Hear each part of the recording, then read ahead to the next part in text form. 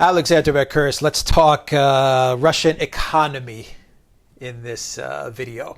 Now, the Russian economy was thought to be in recession for about 2 years, and recent reports suggest that that's not the case. It was actually in recession for a little over a year, a little less than a year. You'll get into the specifics.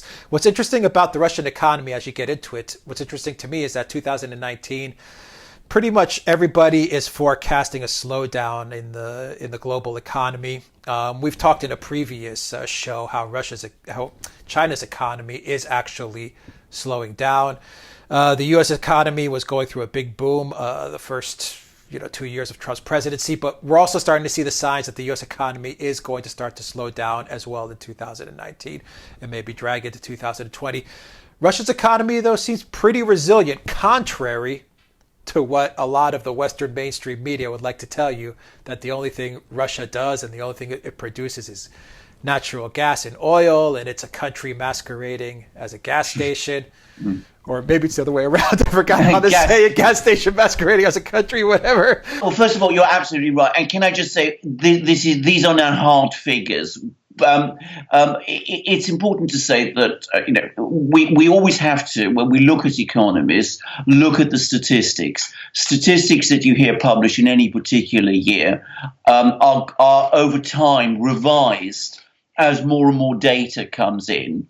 And we've had a lot more data coming out of Russia for its economy recently, and we now have a much clearer idea of what was happening to the Russian economy over the last couple of years. Now, what happened, if we go back to 2014, was that the oil price crashed in the summer of that year because, for various accumulated reasons.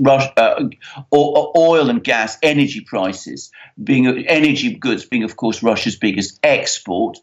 And at the same time, in July of 2014, the Western powers imposed sectoral sanctions on the Russian economy, which cut it off essentially from Western capital flows. So this is widely anticipated to lead to a severe recession in Russia. If you go back to 2014 and you read the kind of things people were talking about then, they were talking about a credit crunch, a financial crunch, the country running out of money. I remember reading lots of articles about how Russia was going to run out of money. And of course, it's true that the ruble did lose a lot of value in 2014, though it then stabilized. But we now know exactly what happened to the Russian economy over that period. Firstly, in 2015, there was a contraction, but it was a very shallow one. It was 2.2%. Not by any means a major recession. Now, it had been widely believed that in 2016 there was also a contraction of around 1%, so that Russia supposedly had a 2-year recession. What we now know is that that contraction never in fact happened, and that the Russian economy actually grew in 2016, not by very much, but by 0.3%. The GDP rose by 0.3%. And subsequently, in 2017 and 2018, we've had solid growth. There's still a debate about how high that growth was. The official figures put it at around 1.5%. My own personal view, which is shared by several people, is that it was more likely 2%, perhaps in 2018, even slightly higher. So the Russian economy, the net result of all of this is that the Russian economy now is bigger, in fact, significantly bigger than it was in 2014, before the oil price crash and at the time when the sanctions were imposed. The oil price crash and the sanctions were, a blow, but one that the economy very rapidly adjusted to. And going forward, 2019 you're right in saying that we're looking at signs of slowdown pretty much everywhere.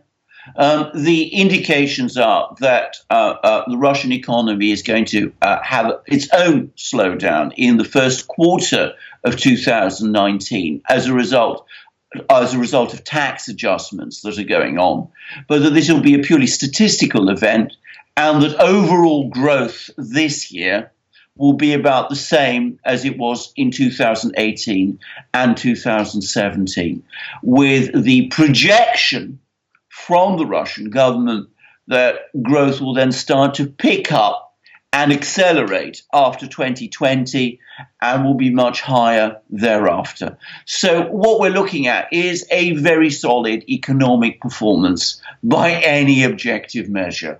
I say this, I know there's some people who say the economy could be doing even better than it is.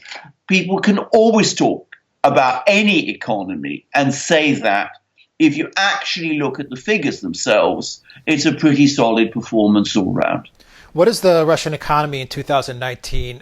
What does it need to keep an eye out on in the global markets? What could throw it off course? Right. Well, I mean, first of all, I mean, there's two things that always Russian economic policymakers have to keep in mind. One is the oil price, because I should say that the energy prices, which are essentially, follow oil prices. Energy prices are important because energy is still Russia's biggest export, but it's important to say it's a declining share of Russia's exports. In 2013. Energy products accounted for something like 70% of Russia's exports. Now it's around 60%, and it's falling. Food is an increasing export item for Russia, and in fact, manufactured goods, including, God help us, weapons, are also an increasing export price. But nonetheless, they do need to look at the oil price, because energy products still remain the single biggest export item. I think it won't be too big a problem for them, because what they've now managed is that you see that when oil prices fall, the ruble adjusts, and the economy basically isn't affected too strongly. The other thing they've got to look at, and I think that perhaps is now becoming more of a problem, is that the United States is becoming increasingly aggressive in the sanctions it's imposing. And whilst the sanctions it's imposing on Russia itself are not, I think, having too much of an effect on Russia, the United States is now threatening to impose sanctions on countries which trade with Russia. And it's those secondary sanctions which the Russians need to look at carefully, because that might restrict the extent to which the Russians are able to trade with third parties. And how do the Russians combat those types of sanctions? Do they continue to pivot towards China in the east, or are we still far off from getting a full, competitive parity between what China can offer and what the whole European Union, EU, and the West can offer Russia? No. I mean, they are pivoting, and they're pivoting fast. I mean, 2018 was a breakthrough year. The overall volume of trade between Russia and China hit $100 billion, and it's expected to double to $200 billion very soon. That $100 billion having been achieved without the big oil and gas pipelines that the Russians are building to China yet having come on stream. So I think we're going to see the Chinese and East Asian economies become increasingly important as part of Russia's trade balance. And already China has overtaken Germany as Russia's biggest single trade partner. So, I think that pivot is accelerating fast, and I think these sanctions are going to cause it to accelerate further. But the way they're going to insulate themselves from third-party sanctions is by moving more and more of their trade out of the dollar and into third-party currencies, like the Chinese yuan, the RMB, the Chinese currency, but also they're now talking about trading with other countries like Turkey and India and Iran in local currencies, and the S-400 missile deal that they've recently done with India, for example. The Indians are going to be paying for in rupees, not in dollars. So I think we're going to start to see the Russians moving out of the dollar, and they've taken radical action, continuing action, to reduce significantly their own dollar holdings. The other thing they're going to do is the United States is increasingly trying to restrict Russian access to certain basic goods. And we see that the United States has threatened to stop components, the export of components to Russia that are used in certain Russian airliners, which has tried to stop export of those airliners by Russia to Iran. And they made another attempt to stop the export of carbon fiber and alternative materials to Russia, to stop the development of the Russian aircraft industry. What the Russians are doing in response to that is that they're pursuing very hard an import substitution program. They're developing their own composites, their own alternative materials products. They're developing their own electronics products. They're developing also their own gas turbines. And I'm sure we're going to see all of that accelerate over the next few years. To the benefit of Russian manufacturing. Yes, exactly. I mean, I think it's important to say that hasn't yet fully kicked into stream. I mean, what we're seeing is lots of developments, lots of design work happening. We're going to start seeing the fruits of this starting to appear from about a year on, and except in electronics, where it's already a major factor. But we're going to see more and more of that happening and evolving over the next few years. How long can Europe put up with its orders to comply with America's sanctions against Russia? Going back to the Ukraine crisis, which kind of kicked all of this off. Mm-hmm. You know, there was many people that were thinking, okay, so the United States sanctions against Russia and the European Union going along with these sanctions, it's going to destabilize and it's going to crush Russia. What we actually saw was the reverse happening, especially to the European Union. We saw that the European Union has been locked up. Many industries have been locked out of the Russian market. Europe is actually now the party in all of this that has essentially collapsed economically. Russia has moved on to manufacture many of its own things, to make many of its own things, and to produce all the food and water and gas and energy, the most basic essentials that any country needs.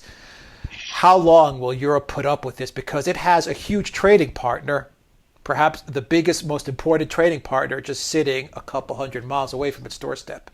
I encounter European business people, especially in southern European ones, but also Germans, who say exactly all you say. I mean, the business communities are a lot of them are very exasperated by this thing. And we've talked so often, Alex, in our programs about the disconnect between European leaders and their peoples. And you see this in France. I mean, for example, with Macron. Macron is a strong supporter of the sanctions, even though he sometimes talks of good relations with Russia, because he wants to remain part of this sort of, Atlanticist, globalist order.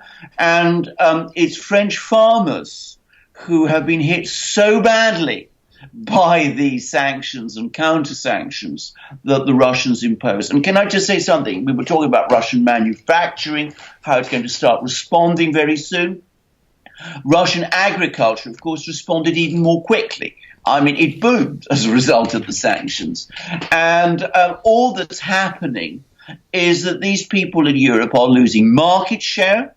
They're losing market share to the Chinese, who are now in Russia in a big way and are becoming involved in all sorts of projects like high-speed trains, for example. And they're losing a market share to Russian manufacturers, both in agriculture and in industry and that trend will grow also.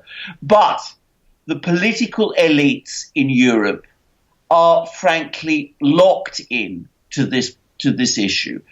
What has to happen is that those elites have to change. It's not just, of course, trade with Russia.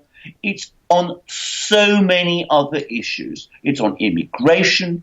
It's on political changes to the whole EU project and this whole idea of, integrating it into one superstate. It has to change on so many fronts. Russia is only one of them.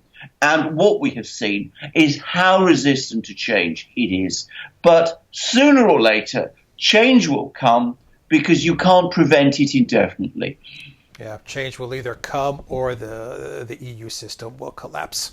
Well, what will probably happen is that the elites, which are clinging on, and as I said, are doubling down on their policies, are going to be swept away. As I said, we've seen this happening now with Salvini in Italy. Salvini has made very clear that though he's going along with these sanctions at the moment, he doesn't agree with them. Orban in Hungary is thinking and talking about the same thing.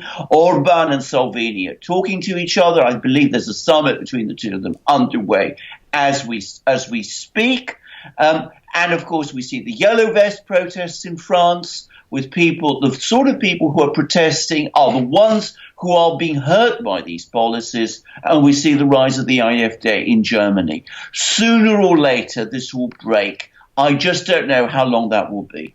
Yeah. In the meantime, Russia continues to move forward. And I guess that's the moral of the story. Exactly. I mean, it's been one of the most self-defeating policies I have ever come across.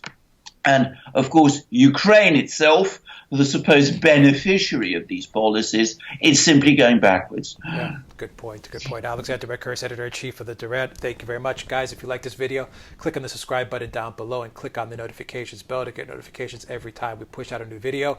Share the channel with everybody you know. Smash that like button. Go to the Duran shop, pick up a t-shirt. It really helps us out a lot.